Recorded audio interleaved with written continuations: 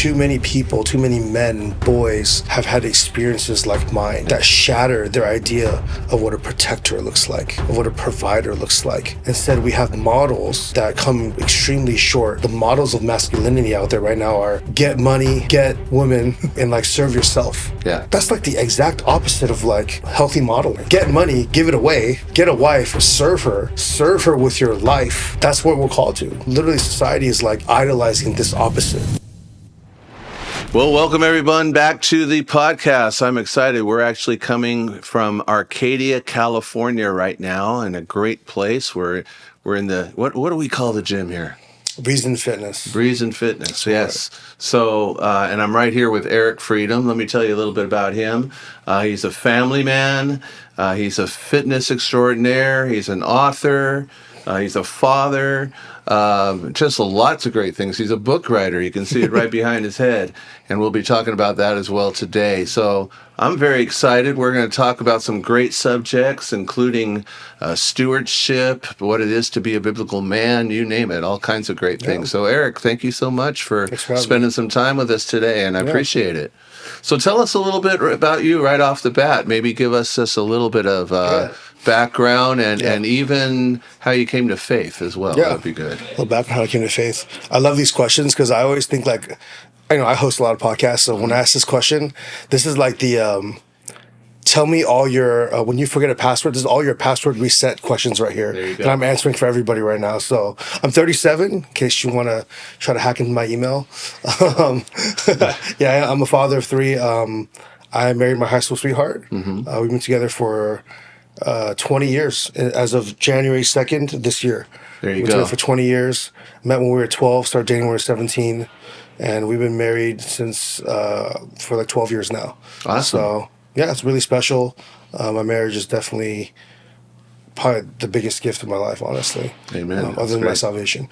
But yeah, so happily married, 3 amazing kids. Yeah, it's a fun season of life.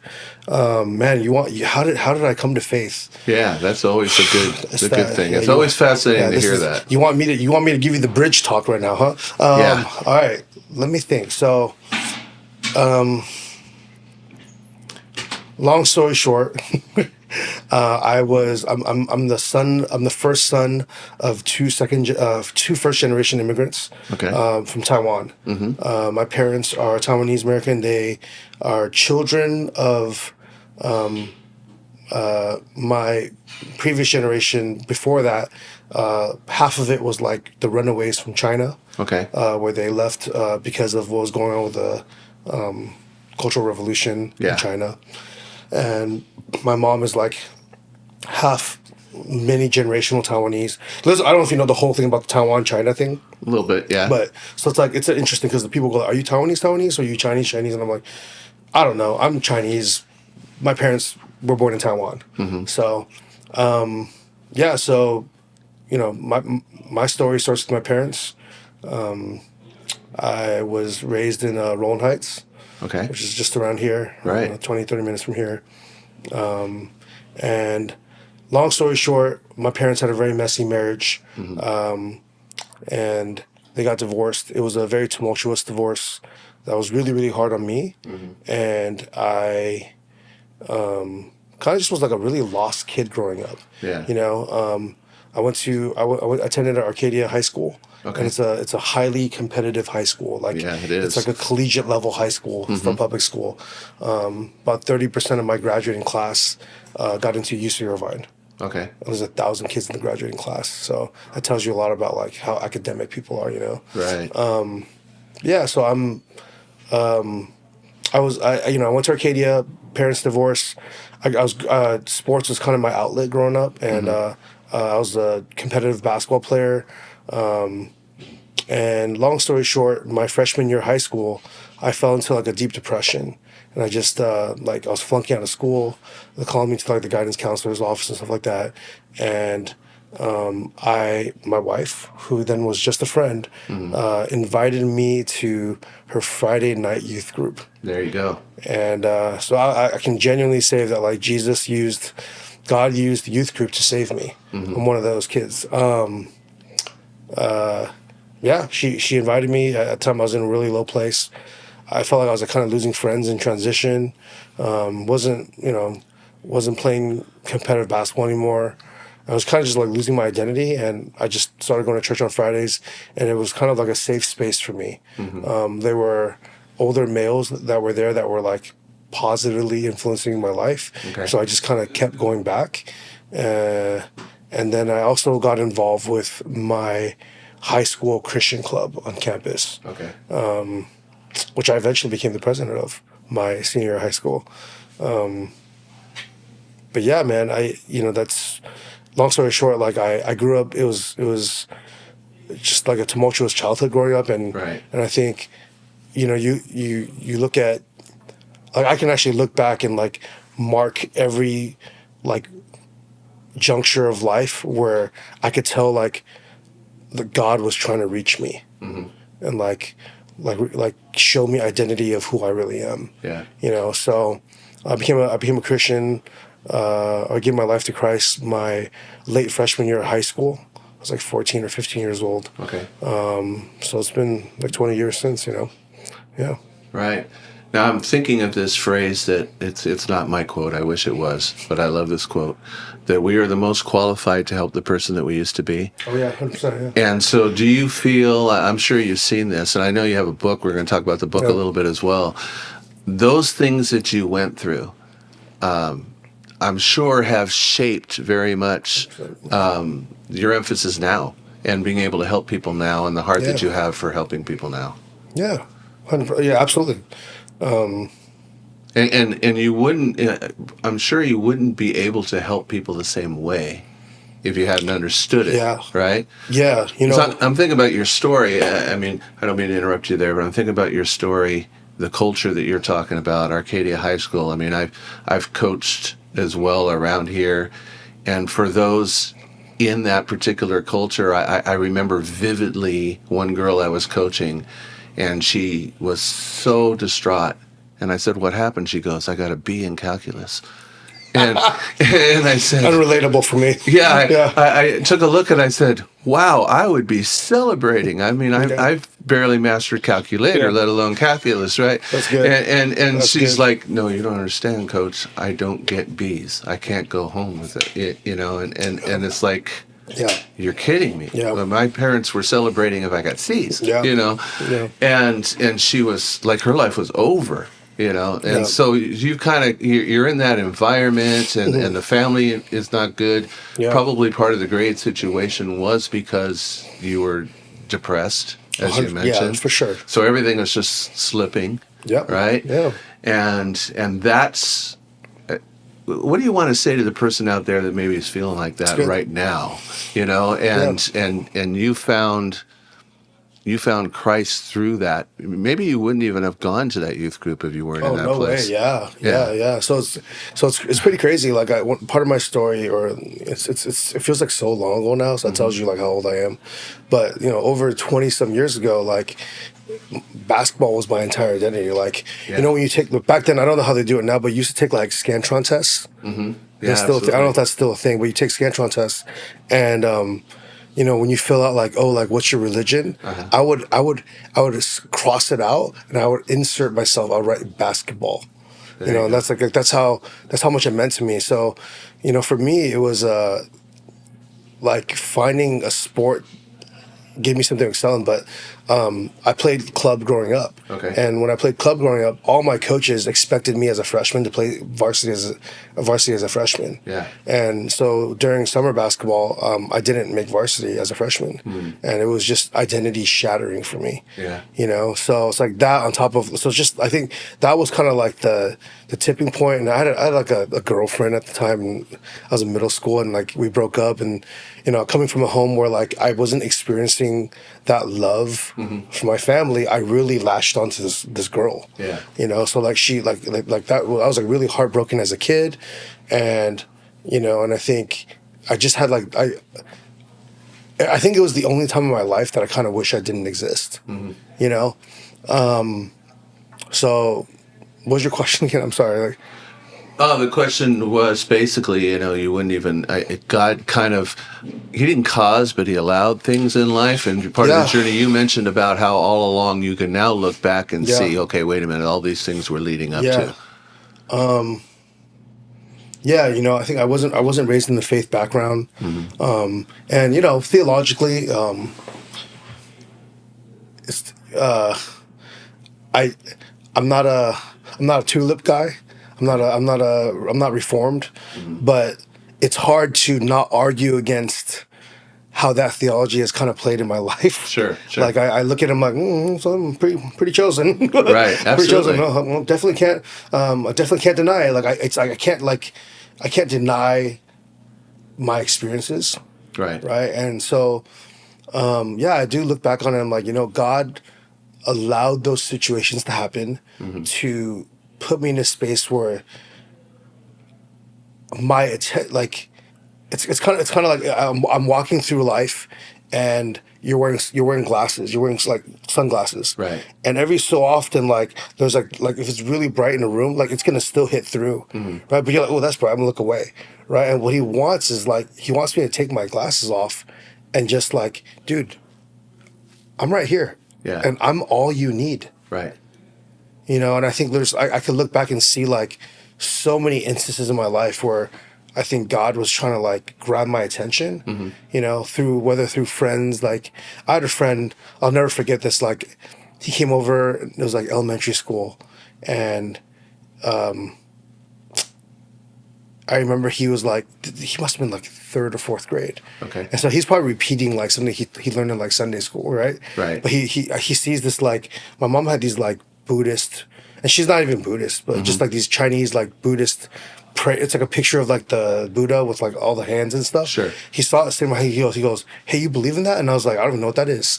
And then he was like, that's a false idol. And I was like, what's an idol? Yeah. And what makes it false? Yeah, you right. know? And this guy, he must be like 8 or 9, right? Okay. And he looks at me and he straight up says, dude, if you believe in that and you pray that, you're gonna go to hell. And that was a seed that was kind of planted and there, I was right? like, well, bro, I don't want to go to hell. Right. He goes, dude, you need Jesus, man. And I'm like, dude, looking back in that, like 30 years ago, the boldness of that kid to say that to me. Right. But like, I feel like that was like a seed planted. And like in middle school, like I was playing a lot of basketball. One of my teammates used to always wear the WWJD bands. Yeah. And like we'd always like make fun of him for being he was a pastor's kid. Okay. His name's Isaac Kim. If I don't think he's watching this, but I'm gonna send it to you. Isaac, I'm gonna send it to you, bro. Isaac Kim used to, like, we knew he was a pastor's kid, and we just, on the basketball court, we always try to get him to cuss. To like, just, we want to see a good boy cuss, you know? Exactly. Yeah, and he used to always be like, he used to always just kind of brush it off. And like, I feel like that was someone that God put in my life at that time to be light in my life. And there's so many different junctures where, like, there's at least like 20 different stories like that. Right. You know? It's amazing. I relate with your story in the sense that the first time I ever heard somebody tell me I needed Jesus or I was going to hell, it was another friend. It was a friend of mine who was also a pastor's kid, and he always tried to hide it. Yeah. And he was actually drunk in the car next to me at the time when he told me this. Here we go. And in fact, the crazy thing about it is I just connected with him for a lunch a few months ago, and I told him the first time I ever heard the gospel was from you. And he looked at me like, what are you talking about? And I recounted the time and when he told me, he looked at me, he goes, I said that? Yeah. And I said, yeah, you don't remember, but you did. Yeah. I blew him off also.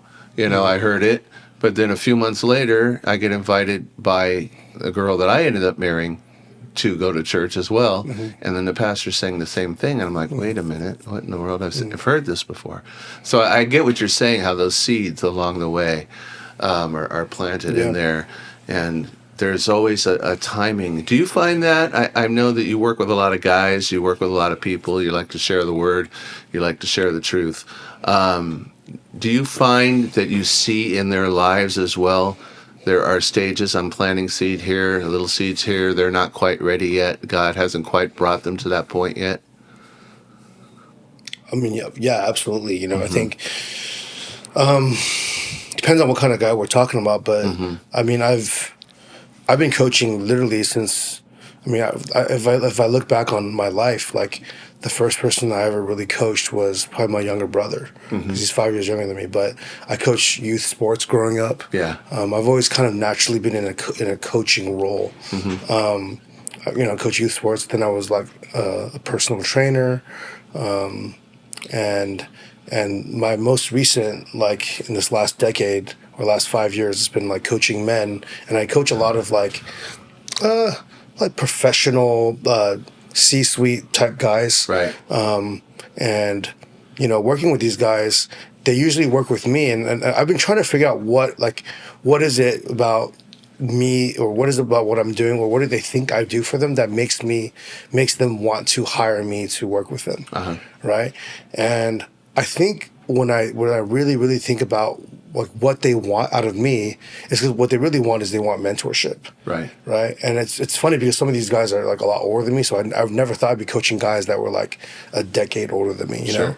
But what they want is they want the peace that I have, they want the peace and the freedom that I have. Right. And I think, I think there's moments of sprinkling and it's tough because like I never explicitly like go like, you need Jesus, right? Like, I don't say those things, but most of these guys are looking for something in their life.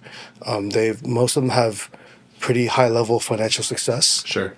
And they're pretty good at work, and that's usually all they're pretty good at. Right. They don't have the greatest family life. They don't have good relationship, marriages, maybe even friendships. They're usually not in the best health. Some of them like look good, like, and I mean this respectfully, but like they're like bodybuilder fit. Okay. But they're not healthy. Exactly. I'm feeling guilty right now. Okay. Yeah. Do you know what I mean when I say that? Or? I know exactly. I'm not the cardio person. Okay. So it's like, that they're like all show no go type of thing, right? Right. I think there's value in like usually if you look at you're already in better shape than most, right? But I think they're not in good physical shape, and then a lot of times they're spiritually bankrupt. They have no concept of God. You know what God is for them is the last car they bought. Yeah. Or the string of vacations that they just went on for in Q4 because the companies or Q3 because the company's a little bit slower. So it's like, hey, they all work for companies that give them unlimited PTO. Yeah. But usually when you have unlimited, you don't really take unlimited PTO. You work your project, and when you're free, you do what you want, right? Right. And so these guys are like work hard, party hard kind of guys. And and what I've learned is like for me, I'm here to just like be discernment in their life and to help them get kind of help them track the right way into where they need to go. And some of these guys are honestly, even financially too. It's like I'm giving these guys financial advice, and I'm like, I'm not an advisor, but like, bro, you spend awful. Yeah. Like you have poor money habits, man. Right. And it's like they're of the mindset of like I've literally had clients say like, well, that's why I just I want to make more money, so that he doesn't have to think about how much he can spend. Yeah. He just like swipes the card. Yeah. You know what I mean? So exactly. So I think for me, I don't know about sprinkling, but I try to be. I'm segueing into a story here, but every year for the last 2 years, I pray for God to give me a word at the end of the year. I'll usually fast for like 24 to 72 hours. Okay. And last year, the word was patience. And then... That's a dangerous one right there. I got whole stories about how that played out last year. It was tough. But then this year, the word he gave me 2 words is peace and play. Okay. And so 2 parts. Number 1 is like I really struggle with the idea of play. I don't play well. Okay. I don't have hobbies. Yeah. I don't really know what I do for fun, honestly. Okay. But at 37, I want to give myself the space to kind of figure out what that is. Right. Everything for me is so production oriented and so like do this to level up or do this, Yeah. And then the peace side of me, that word is that I feel like God is calling me to bring peace to every room that I step into. Okay. That's a great one. And what that looks like for me is like, even with my clients, it's like, how do I bring peace into their life? And I Right. know the answer, and it's just when they're ready for it, you know. Awesome. Sounds So, great. Well, yeah. right behind you, I see a book. Yeah. Yeah. And how much of your life was poured into that book? This is like a 2-year project, about 2 years for this one. So, But was it the experiences that you grew up with, the difficulties, the issues and things that kind of went yeah, into a lot of this? yeah. Give us kind of like the highlight summary. I don't know if I actually ever talked about my book on the podcast. So this is the first. Thanks for being the first one. Oh, of course. It's a great thing to put out a book. It Yeah. obviously adds value. Yeah. So this is like a 2-year project. Make sure everybody can see that right there. So This is on Amazon, right? it's on People Amazon. want to yeah. pick this up, Amazon, get that on and Barnes and Amazon. Noble, I think. Right. Yeah. Okay. So, how this book came to be is I did a lot of coaching. I meet a lot of people, have a lot of conversations. Right. And I started to kind of notice that I was telling the same stories Okay. over and over and over. Okay. And I was like, man, it'd be nice if I just had something that like I just be like, hey, you know what, because I hate to be like, if you ask, I'll talk to you. Sure. But it's hard to connect like with that many people that quickly. Right. So it's easier to just, I was like, hey, I'm just gonna put something on paper, so I could just be like, hey, here's the story that I was gonna tell you. Right. And now I can even reference back like, hey, get this book. It's on this page. Okay. I'll tell you the story. Nice. You know, instead of repeating these stories over and over. But yeah, it's not a memoir, but I teach a framework based off 5 pillars. Okay. And there's 5 pillars that I kind of coach through, and the 5 pillars are what I believe the pillars that you need to have a healthy life. The first one is your spiritual pillar. The second one is your emotional/relationships pillar. Okay. The quality of the relationships and the feelings that you have. Yeah. Number 3 is the mindset. It's how you think. Okay. Number 4 is your physical body. Nice. And then number Okay. 5 is your finances. Yeah. And there's all these 5 things are things that I believe that you need to learn how to steward well. Okay. To be able to live a life that is powerful and purposeful. There you go. So when I teach it through a framework, and it's literally I really believe that like any man or even a lot of women have given me feedback. I think any man or any woman can read these 5 strategies, and it's going to change your life if you can just apply them. So am I correct to assume that the pillar format is basically saying that if one of those is not in alignment, you don't have the proper foundation, and the roof could cave in, right? That's why you need those pillars. Yeah, I mean, those are I look at it more as like those are kind of the balls you're juggling in your life. Yeah. Okay. And it's like, how do you keep those at the right height? If that makes sense. Awesome. Yeah, definitely makes sense. Yeah. So let's talk. You mentioned one of them already. You mentioned stewardship. Yeah. Now I know that part of what you teach is that there's different aspects of stewardship, right? So you want to kind of explain what some of those are? Yeah. Like how to steward each pillar well. Well, for instance, in stewardship, I know you're talking about there's obviously there's money, there's obviously time, effort, different. What are some of the? Why do you think people seem to be so off in this area today? Because I know, for instance, I'll just give you an example while you think. I've done a lot with finance as well, and I'll get. And you said your son coaches finances? Yeah, and I do it also. So we have a business in that, and one thing that I've noticed, sitting down with even part of it, partially yes, partially no. Very Depends on which part you're talking about. Okay. But when you talk about, for example, the spiritual person, the person walking with God. And we're working with them on a budget, okay? And there's a lot of expenses there, as you already mentioned. But then you get to the part about, okay, how about tithing, giving? Non-existent or very little. We're talking, $20 a month, something like that. They're making thousands and thousands of dollars, right? So that's one example where it seems to be off. And maybe a lack of trust. I don't know what it is, a lack of priority. And it doesn't, I find that how a person does one thing is how they do everything, quite often. Of course, yeah. And so there seems to be a lack of the proper stewardship in different areas. So maybe kind of allude to that. It's good. I'm trying to think of like if I had to teach my framework of money in like 3 sentences, what would it be? I think money is a tool. First Absolutely. of all, money is a tool, and it is a resource. I actually believe that it's a renewable resource. And when I say that, I mean it's a renewable resource. Is like, I don't want to say that it grows on trees, but Sure. Ultimately, like everything belongs to our King, right? It belongs to God. So the way that I view money is there will be seasons in my life where I will probably have more of it, and there's going to be seasons where I have less of it.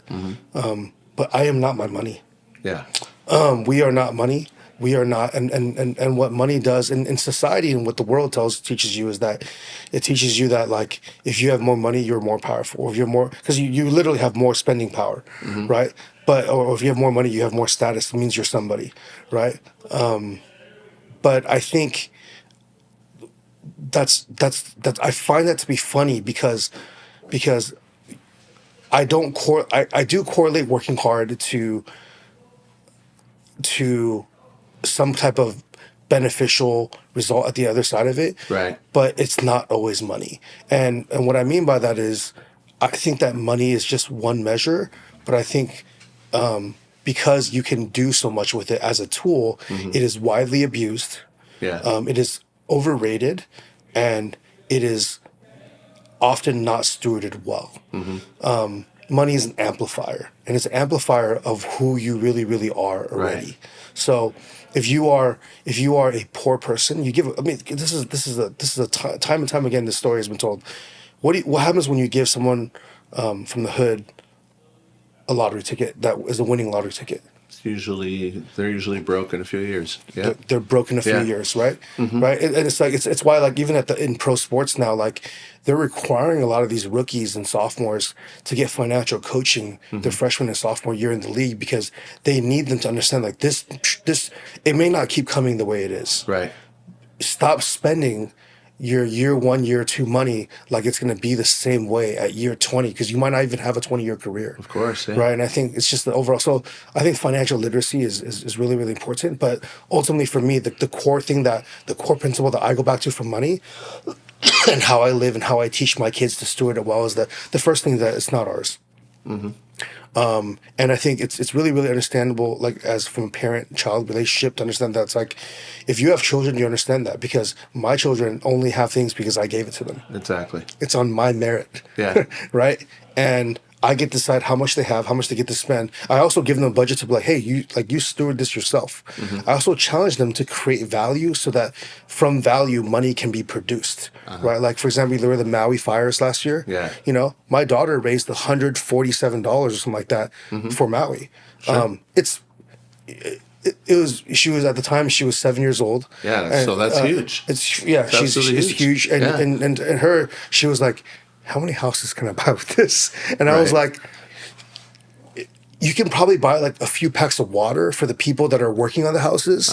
And like, but that's a contribution. Absolutely. That's a contribution, you know? Yeah. So, yeah, I just see money as a tool, and it's something that it doesn't belong to me. I'll have more, I'll have less. And I truly, genuinely believe, and I think Scripture backs this, is when you steward it well, you do well with your talents, you're given more. And I can genuinely say that I've experienced that in my own personal life. I literally just closed on a house last Tuesday that we should not own. Like my wife and we should not have this. I just bought a house in Arcadia. Okay. Like it's and Arcadia is not cheap to buy in Arcadia. Yeah, right. And it's like I never thought that I would own a home like in Arcadia. Right. But it's a crazy. I don't know should I share the story? Go ahead. So long story short is this is I've been going to Epicenter Church. Okay. Shout out Epicenter Church. There you go. Love you guys. There's some good people there. I know several of them. I've been going to Epicenter Church for about 8 years. And I came from a background where I was really burnt out serving in church. So when I first started attending, I just like didn't want to do anything. This year, in March, or not this year, last year in March, my wife and I started a life group, which you know what that is, right? That's like, it was the first time I've done anything in a leadership role in a church in a long time. By the third week, our life group caps at like 33 people. Okay. It's way too many. So to give you context, like we live in Los Angeles County. People don't have those kind of homes unless you're like pretty wealthy, right? So everyone that leads our groups, we have like between 1,500 and 1,900 square foot homes. Okay. Like, and 3-bedroom homes, you know, 1 living room, kitchen. Right. 33 people with a lot of children is bodies. Sure. It's like sardines, right? Yeah. And I was joking. I was like, wow, like, you know, maybe God's going to give one of us a bigger house this year. Like, just jokingly. And lo and behold, it was me. There you go. And so just an example of like, I'm not, this isn't like prosperity gospel. This is just my actual living experience of like, we started out of like, and then how we even got this house is just mind-blowing to me because I wasn't looking for this house. Mm-hmm. I do a market comp every Thursday and Friday where I look on Redfin, Zillow, and LoopNet, where I look at the value of the current homes in my area, what recently sold for, so that if you're Dave Ramsey, you won't like this, but I like to always, if the equity grows in my house, I try to pull it out and invest it. I would agree with you on that. So cool. I'm only Dave Ramsey on getting out of debt. Not the other stuff. Not the Here other we go. stuff. Here we go. Okay. Here we go. Yeah, it's called the snowball. Snowballing, right? Yeah, getting out of debt. I agree, but where to invest it, we disagree. I'm Team Dave on that, but like the no credit card thing is mind blowing because points, man. Yeah, and that's called not leveraging, man. You know, it's free food on the table. But yeah, I think that's something I do. So I was just looking at listings, and this listing popped up in Arcade, and I was like, but it's in like South Arcadia. Okay. I'm like, why would somebody like build something like that here? Long story short, in general, like, do you live in El Monte? No, West Covina. West Covina. Okay. Yeah. Do people buy homes for under listing in LA County? Not usually. Yeah. Yeah. Not usually, right? And in fact, the people usually there's a bidding war. Yeah. Right. And especially if you're close in this area. Yeah, they actually pay over market. Pay over, and they also what do? They pay what? Cash. Yeah. Right? So that's the context that I'm dealing with here. Uh-huh. I got it for $500K under appraisal value. Oh, wow. I think that's a no-brainer right there. Yeah. And that's called God throwing that in your lap. So actually Beverly, and I got it for $300K under appraisal value. So here's a crazy story. Bev Morris's wife was my realtor. Okay. She showed it to me. I didn't even want her to show it to me. Like, I saw it, and I was asking questions. She's like, why don't you go look at it? Because I was like, why would someone build this quality of house? It's 3,500 square feet. Mm-hmm. 2 stories, five bedrooms. It's huge. Yeah. I just got the keys yesterday. And as I'm literally, long story short, like, she writes the offer for me. Uh-huh. I was looking at it not to buy. I just wanted to understand why somebody would build it. Uh-huh. And she was like, the offer that you want to make, you probably won't, like, it's a lowball offer. Right. And she goes, but I'll go to bat for you. Uh-huh. And I was like, I can't ask you to do that. That's, when a realtor writes a really lowball offer, that's bad for their reputation, right? That's like, then other realtors don't, like, they look at you, this guy brings these kind of deals to the table, and so on. So anyway, long story short, the family that was selling the home had an 11-day contingency to sell. Oh, so it's just like, got to do it quick. Yeah, gotta do quick. We were the only offer. And how crazy! With everyone scouring the market, probably, and you were the only offer. That's definitely a God thing. Yeah, that's a God thing. So, and then this house has 2 living rooms. Uh huh. Yeah. And I'm like, that's crazy to me. Uh huh. And it's like, it's because now we can host life group. Sure. And like the kids can go in one room, the adults in one room. Yeah. I'm like, wow, what a gift. Exactly. So God gave you exactly what you needed. So that's if you want to talk pillars of like finances and money, and I've learned more about money in the last 5 years than I have in my entire life, and I have more than I need. Mm-hmm. And that's scary to say because I don't know how I'm going to pay this mortgage yet, but I have more than we need, and at every juncture that I've needed, whatever we needed, God has always provided a way. That's right.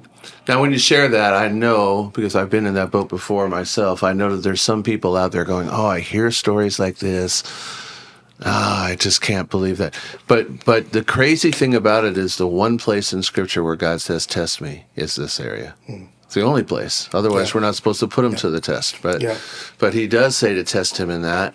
And so I would challenge people, especially according with the story you just said. Yeah. If God's telling you to give and realizing, I love what you said, we don't have actually any money. It all came from him. Yeah. So if he's asking you to go ahead and trust him in it and to do it and see what happens. It doesn't mean that you're instantly going to get a house $500,000 undervalued, but still. And the other thing too that I encourage people with money is this is my wife, I think so one thing that she says that, and I don't really know where it came from because I know it is a kingdom principle. Yeah. But my wife is always terrified of she feels like I'm overly generous with money. Okay. Right. So basically what that means, so we have this rule in my family, me and my wife, and when my kids get older, they can be part of that equation too, but they're going to have to learn by watching right now.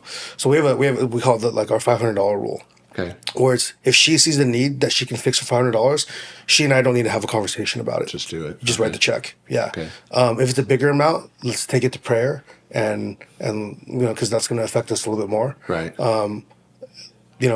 We usually end up still helping in some kind of way. Right. But it goes back to a philosophy where it's like our family is called to be hospitable and to be generous because we're allowed to be generous because my family, the Chang family, we've received a rich inheritance from our Heavenly Father. Sure. Right. Yeah. And because we've received a rich inheritance from our Heavenly Father, it's our duty to share that inheritance with whoever we can, especially those that are in need, right? Yeah. There's this book that I read by D.A. Carson and Jim Blumberger, Neither Poverty Nor Riches. Okay. Really good book on money, if you want to take a look at it. But yeah, for me, I think if you struggle with money and you struggle with am I allowed to break the wall like that? Yeah. Yeah, here we go. If you struggle with money, my challenge to you is to give as much away as you can tolerate. Because when you can give away your money, the posture that you're saying is that it's not mine anyway. Right. Right.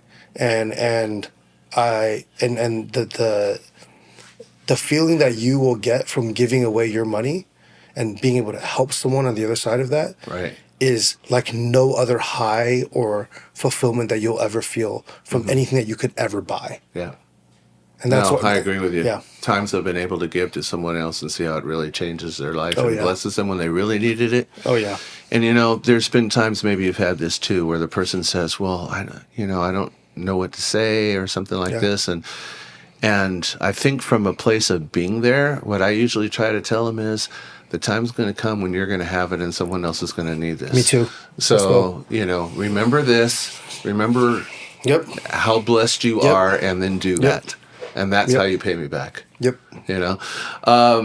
Let's shift gears a little bit now. Let's talk about men, biblical masculinity. What does that mean? It's getting lost. I know that's a theme for you that you like to go on. So what is that? What is manhood supposed to be? Yeah. So why this touches home for me is because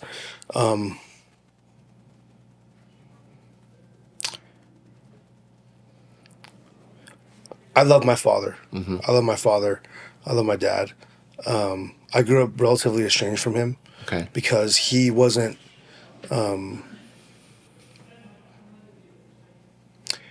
in a healthy place to be a good father. Okay. Dang. Man, every time.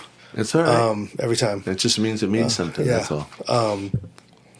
So when I wasn't a teenager yet, my parents were going through a very tough season in their marriage, and this was near the very end of it. This wasn't even the end of it, but it was near the end of it. Okay.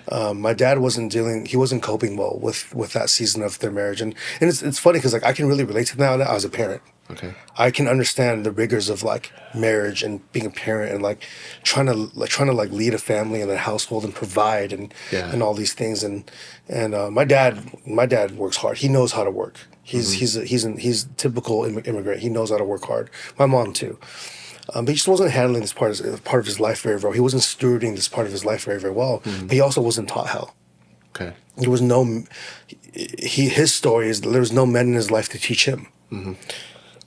So he was just doing his best with what he knew. Yeah. But he was coping with a very tough season in their marriage, and long story short, he got really, really drunk, and he shot at my mom twice with a revolver. Oh wow! Okay. Yeah, and he missed. Thankfully, thankfully he missed. But he meant to hit. I don't know. Okay. I only saw this, so I saw it happen. Oh wow, that's gotta be crazy. Yeah, I saw it happen. But I saw the second shot. Okay. So the first shot I went outside. The second shot I saw, and I saw him holding it. And my mom, like, you can imagine where she's at in this point right now, and she yells at me to go back in the house.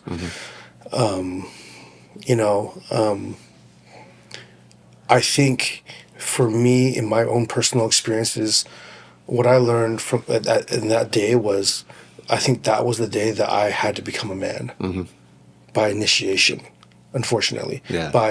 By seeing a horrific act against my mom. And I think that was the day that, like, I lost boyhood. Okay. Right? In a lot of cultures, right? Like we talked about Filipino culture, Samoan culture, they have initiations. I was initiated by force, by an event. Yeah. And then that was kind of like when I learned to detach from my dad, and also like I kind of told myself, like, oh, like, you're not a safe person, right? That's what children do, right? Children look for a safe space, and what I started to realize was, like, oh, like, I don't think he's a safe person. I can't trust this person. Yeah. And I think unfortunately that my story isn't too uncommon. I think too many people, too many men and boys have had experiences like mine that shatter their idea of what a protector looks like, of what a provider looks like, of what what men are called to be like. Yeah. Instead we have models that come extremely short. So what we know is we know what we don't want to be like. And there's no one to walk us through that. So I think that's why society is where it's at. I think that's why churches are at an all-time low in terms of males attending. The ratios of men and women in church are terrifying. It's like, it is. I think it's like, honestly, like I'm like, if you want to, like, get married and you're a dude, you just go to church, man. Yeah. It's like a 1-to-3 ratio, dude. Exactly. Not much competition. Not much competition, man. Every one of my single guy friends at church, I'm like, yo, let's set you up, dog. Like, we got you, man. You're good. But that's the thing is, like, there's the bar is so low right now, and also the models of masculinity out there right now are, this is a kids podcast. No, not really. Okay, it's like get money, get women, right? and serve yourself. Yeah. That's like the exact opposite of, like, healthy modeling. Yeah, exactly. It's like, no, it's like get money, give it away. Get a wife, serve her. Right. Serve her with your life. Give your life to her. Right. And, like, that's what we're called to. Like, but literally society is like is idolizing this opposite. And what you're bringing up is so key, especially if you flip it around from the other way too. Because I have heard this countless times from women who are actually, trying to be godly. They're single at this point, either always were or they are at this point. And this is the biggest number one frustration that they have. Oh, I know. It's very hard to find a guy that actually loves God and wants to serve God the right way. I was at church on Sunday. We had to meet at a different campus because of the fires. But I was talking to a member of our gym who's female and also attends my church. Not trying to put your stuff out there, but we were talking and she told me she was moving, and I was like, oh, like what? Wow, like what's going on? And one of the primary reasons was she's like, something's got to change. That's what she said. Like, I've been here for, I don't know, like 8 years, something like that. Like, there's no guys here. And I'm like, that bad, huh? And I can see how, from her perspective, is what you're speaking to, is like the shortage of good men out there, of a good man not getting snatched up before 30. Right. Weird. And the sad thing is, it used to be the criteria, of course, just don't be unequally yoked. Find a believer. Oh. That doesn't even mean anything necessarily anymore. I mean, it does. But just because they say they're a believer still doesn't mean that they're, the person you'd want to be with. So, so expand a little more on this. What do you do then? I know you try to encourage men in this area. So, what are some of the things that you're telling them? I mean, I think the Bible has a pretty clear like pathway of defining like what men are called to, right? Okay. The first thing that we're called to, I mean, we were created by God. So let's go back to Adam. What's the first thing that God did? What did he say to Adam? Well, after naming everything? Yeah. Okay. Well, then they said be fruitful and multiply. Yeah. Be fruitful and multiply, right? Okay. And then have dominion. Right. Right. So the first thing that Adam doesn't call us to do anything. The first thing that God calls us to do is, the first thing he does is he names Adam. The problem with a lot of men is that we don't know how to be. So when I say we don't know how to be, is it's a question of sonship, right? The first thing that God did for Adam was, you are Adam. You are Adam, right? This is your name. He gives him identity. Okay. But right now, men don't have an identity that's told to them. So they're going and they're trying to create their own identity. Yeah. They're going, but it's been very clearly given to us. Sure. Right? We are sons. Right? And so it starts with sonship and understanding that. Okay. The second thing, so it's like I say, it's be, do, have, right? And then I have this whole other thing as get, go. So, but it's be, do, have. So it's be. And this is this. When I say this, I'm preaching this to myself. Okay. This is like from God to me. Twice first, then through my mouthpiece to others, sure. Right? It's like he just wants us to be. And the perfect example I could think of this, and because you're asking for like what instruction would I give another man that's struggling with this, is I have a son. My son's name is Luca, and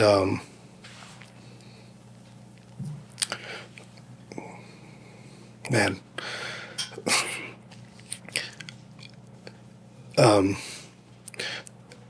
My son plays like a fool. Okay. When I say, do you know what I mean when I say that? Yeah. Like when my son plays, he's an idiot. Like he runs around like an idiot. Like I'm like he's like I'm like, this guy's like the Energizer bunny with the drum. Yeah. That's him. Just keeps on going. He's got no end to him. Seen some of those. Yeah. Yeah. Okay. If he chases you, he'll get you. Unless you have like the endurance of an ultra marathoner, he will get you, right? He just keeps on coming. He just keeps on coming. Okay. But he does it in such blissful ignorance, joy. But when I watch my son play, every so often he's playing, he's on the monkey bar. Like I've seen him at one of our friends' house. It was like, I think it was a recent holiday. I forgot what it was. Okay. But my son, it's New Year's Eve maybe. My son we're there for like 90 minutes. Okay. And my friend has one of those like backyard playground sets. Okay. And it's got like 7 monkeys, maybe like 9 bars long. Okay. For 90 minutes. Wow. He's just, and then I'm getting tired just thinking about that. Yeah, and then all the other kids are like playing soccer, going to swings, going to slides, and he just comes down and then like looks at me and then smiles like happy and then jumps back up and does it again. I'm like, And he loves Ninja Warrior. Okay. So like he thinks he's being a Ninja Warrior. Yeah. But the way that he's able to play, and every so often he'll pause.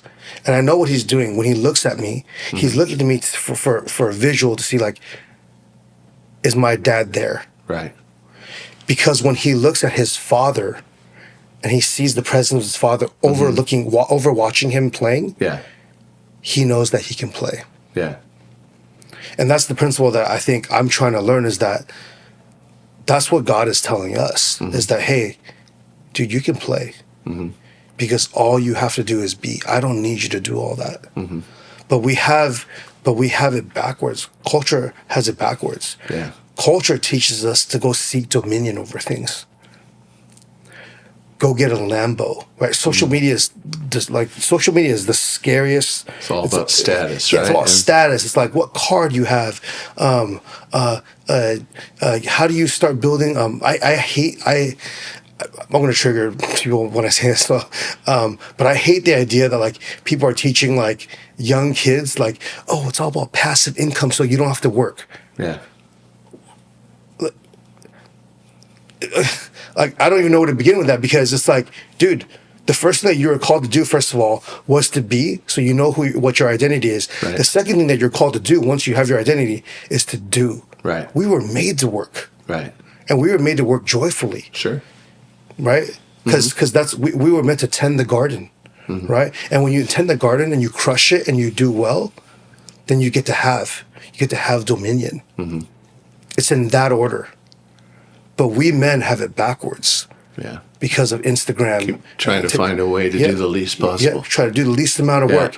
Get the most amount of reward. Buy the most amount of cars in the garage that you can't even fit that many cars. And whatever is your fancy. Eat at this restaurant. Let's get... That's what's out there now. Everyone wants more and more and more. Right. And it's confusing. Now it's like, how do you form my identity around more? So... I don't know if that answers your question. No, it does. It definitely answers the question.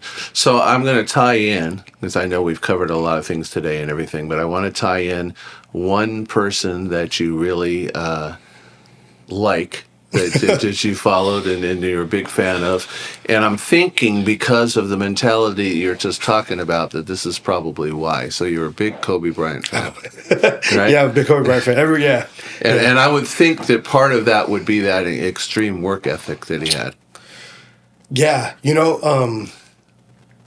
I've told this story a lot. So, first of all, let's get some facts straight. How old are you, Jay? Well, almost 58. Okay. By the time this airs, I'll probably be 58. Okay. When's your birthday? January 22nd. Oh, you just gave your password away. No, I don't use that one. Happy birthday. All right.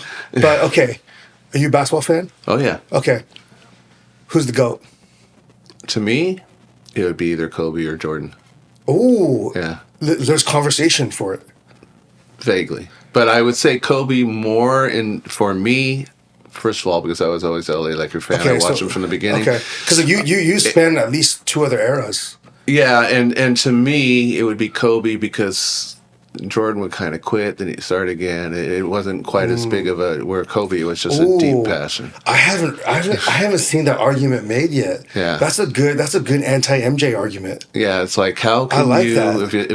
if it's in you that much, how can you stop?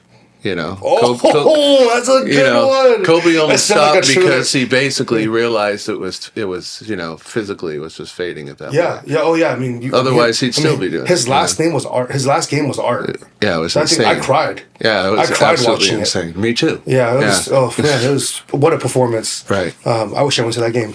It's like just like the Gladiators' last fight. Yeah. Okay, so you're an LA guy. That's why you Kobe guy. But okay, so for me it's like, again, I really only grew up watching one era of basketball, and I'm an LA native, but Kobe is the undisputed GOAT. Like for me, and I think it should be for others too, if you really love basketball and you understand the game. But well, I think another aspect too, since you were asking, was just that warrior mentality. You're not gonna put Will Chamberlain in there? Well, I'm surprised. That's a little before my time. Okay, but the thing, MJ's your era then. MJ was my era, but I mean, I saw Kobe from his first game with the Lakers all the way through. Yep. So every season. But I think, I remember him, his right hand is hurt and he's right-handed, so he's playing with the left. He's just taped the fingers together, just do whatever is necessary. If he could have been out there after blowing his Achilles, he would have done it. Yeah. So I can't think of anyone else that would be that determined. Yeah. Anyway, so we settled that. Team Kobe. Okay, Let's go. Team Kobe. All right. So a huge Kobe fan, and I love his work ethic. Mm-hmm. And I'm actually using a picture of him. I'm speaking at a men's retreat in March this year. I've never spoken at a men's retreat. I feel highly underqualified. I'm not a pastor. I don't have a degree in. Well, quite honestly, sometimes the pastors that do the retreats bore people to death. So that's good. So I'm speaking at a men's retreat, and one of the images that I'm using is Kobe Bryant when he wins that first championship. Mm-hmm. He's wearing the black jacket in the bathroom. He's holding the trophy and he's crying. Uh-huh. Do you know why he's crying? Not exactly, but go ahead. Okay. So this is gonna hit for if and it's perfect for the theme of this podcast, but his dad wouldn't go to the game. Mm. So you got this picture of a world champion, arguably the greatest of all time, and it's his first winning feat. It's his first winning feat, and you should be on top. You should be elated. Right. You should be on top of the world. And I think he had moments of that. Yeah. Like when he's celebrating, jumping on Shaq, champagne. But then it goes to this moment of he's sitting there, and he's sobbing. Mm-hmm. And it's because his father wasn't at the game. Yeah. And because it's during that time he married Vanessa and his parents didn't approve. Mm-hmm. Yeah. But it just goes to show how important the role of a father is in anybody's life. Yeah. I was not planning to tie that into anything today. That's incredible that became a topic of conversation today. But Kobe Bryant is the work ethic. It's his relentlessness to get better for the sake of getting better. It's excellence personified. Yeah. And did that cause him to have flaws? 100%. Okay. Everyone has flaws. Yeah, 100%. Right. I think obviously there's all the eras of his life. The Colorado thing and all this stuff, and and I think he's a great example of a man that is given a talent, and he's highly, highly talented. He's but people don't understand because I'm in fitness. I was a collegiate strength. I'm a collegiate strength conditioning coach. Like I've worked with athletes at high levels. Right. And what people don't understand is there is a level of genetics that gets you there. Right. To become the best of the best. But even among that realm, once you've entered the NBA, the number one player compared to the number 300 player or a G League player, the best G League player, is night and day. Right. And I think that someone like him came in the league. Obviously, he's got NBA parents, right? But it's the same thing. It's like a lot of times, having an NBA parent is like you have the resources, yes, but it's the same thing as being born like a Rockefeller or a Vanderbilt. That doesn't mean that you're going to be rich for the rest of your life if you don't learn how to steward it. Yeah. Kobe didn't have to go pick up a basketball, right? But he personified excellence because he, exactly like you said, right hand's out of commission, Masters is left. Same this MJ story, right? All this guy does is take shots. The USA team, all he wants to do is play defense, right? You've heard all these stories, right? He goes up to Mike. Coach K, he goes up to Coach K and is like, "Hey, I want to guard the best player in each team." And at that point, Kobe wasn't known for being a defender. Right. He's still being known for being an offensive powerhouse that can score on you. Right. So I love that mentality of and that's something I live by. And I think if we searched for more excellence by just trying to, the fastest way for any man to grow is for you to, on a regular basis, look at yourself in the mirror and audit and look at the worst part, the ugliest parts of your life. Yeah. And you say, hey, tomorrow and for the rest of this year, that's what I'm attacking. Yeah. Right? And I think that's what I love about Kobe. And he personifies that in his game, but I think it's an illustration for how we can live in life. Yes. And, you know, something that's coming to my mind, and maybe we'll kind of finish up with this, is as someone who I'm sure followed his career as well, there was one amazing part, and it was his final season. Mm-hmm. And the reason to me, after watching him for 20 years, that it was so amazing was because for years 1 to 19, he would kill you if he had to win. Right? He became a nice guy the last year. And the last year, it's like, who is this? Yeah. You know, everywhere he went in this last, and he's mentoring guys and he's encouraging guys. He's like totally changed because he knew. So is there a point you think, I mean, I'm not saying we should be, I'll kill you if I have to, but you know what I mean. Is there a point where you think men, probably all the way through, but should be looking to turn into that, not only be mentored, but mentor. Yeah. And I think he really adopted that, especially in that last season and then after that. Yeah. I think that's a very individualistic question, but I can really only speak for myself, right? I'm 37. I've had a lot of mentors, and I've paid for mentorship. Yeah. I actively pay for mentorship, and I think everyone's called a mentor. I don't think there's a right number, age. I feel very, very fortunate that, like, at 37, I get to play. I've like often said, like, I feel like if I died today, I'd be sad in the sense that my wife wouldn't have a husband to raise and her kids with, but they'd have a really nice insurance policy payout. There you go. But you can't buy a husband, right? So, you know, well, not a good one. Anyways. Not a good one. Yeah, not a good one. You can buy a bad one. Yeah, but I think for me, I'm really fortunate. At 37, I don't want to say I've accomplished a lot, but I've been fortunate to live a lot of life in these short 30-some years, and I feel like I'm just getting started.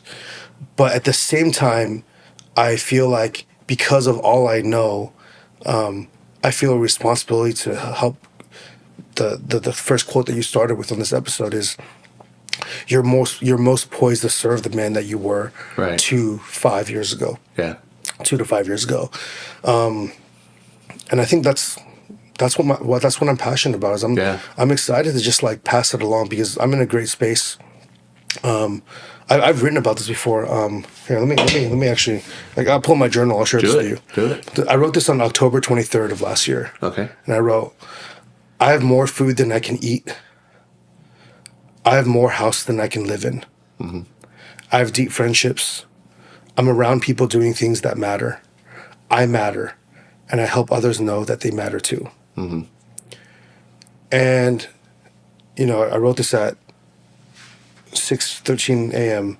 on Wednesday, October 23rd. Got it. And I wrote this because someone that day, I wrote that I chaperoned my son's field trip that day, and we went to a local airport, the San Gabriel Airport right here. Okay. And the teacher's assistant, the teacher asked me what I do for a living, and it was really cool because that day I was like, "Oh, I'm actually getting my private pilot license, my PPL." Yeah. Because a friend of ours at church, Mike Gableman, he's a commercial pilot, but he runs a nonprofit thing called Mission Flight. Okay. And he took me on Discovery Flight, and I was like, "Dude, I hate flying. I probably fly like 16 times a year." Okay. And I hate, like, I grab the seats when I fly. Sure. And I wanted to, you know, it's the mama mentality. Yeah. I was like, I want to fly, and like, I want to have victory over that feeling. Yeah. Like, and anyway, so we started talking, and she goes, "You're getting a," she goes, "Wait, so what do you do for a living?" I was like trying to explain to her, and I said, "Well, I'm actually trying to figure it out. But 15 years ago, I started coaching fitness, and then I started a local gym. Then I invested money that I saved. Then I started consulting. Then I wrote a book last year, and I published it. And now I kind of don't know what I want to do." Yeah. And she goes, "How old are you?" And so I said, "I'm 37." And And she responds, well, I don't know a single 37-year-old person like you. Yeah. A lot are still trying to figure out anything, haven't done much, right? So. And I was kind of just like I was writing that, I was like, my kids are provided for. I can offer them any coaching they need or find them any help that they need to get to where they need to go, right? And then that's the thing came after is I have more food than I can eat and all this stuff. And I ended it with saying, like, I do not have millions upon millions, but damn, do I feel wealthy and free. Mm-hmm. And this is bliss, and I do not know how to live in it. So. Awesome. I love it. I love it. Well, let me ask you this, Eric. I mean, really appreciate the time that you have. There's people that are going to watch this. They're probably going to, whether it's fitness, whether it's stuff about just life in general, something that you've said today maybe has touched upon them. What are some of the best ways to get in touch with you? The easiest way is I have a website, ericfreedom.com. That should be easy. Yeah, ericfreedom.com. I'll be honest, if you reach out, like under the reach out thing, I'm really bad at that. Okay. Just because I think half of it I need someone to help me with my website, but half of it gets filtered to the spam. Oh, yeah. So I found out I had like 24 inquiries like last year that I just found out in the beginning of this year. And I was like, oh my God, I'm so sorry. Like I saw this, I just saw this, I hate doing that. But I'm also on Instagram at Coach Eric Freedom. There you go. So that's probably the faster way. Yeah, I don't know if I should put my phone number out here. You can email me to Eric, ERIC, at reason, REASON.fit. And those are probably the best ways to get out to me. Yeah, so I encourage you, if you've been encouraged today or you want to find out a little bit more, you want to connect with Eric, make sure you do that. Go ahead and look up his book on Amazon, Barnes & Noble. You can get the book. It sounds like it's going to be a very insightful book, and I'm sure you find a lot of value out of that as well. Maybe pass it on to a friend also. And this has been the Audacious Faith Podcast. Great things are going to be coming up in future episodes as well, so make sure that you subscribe. God bless each one of you, and we'll see you next time.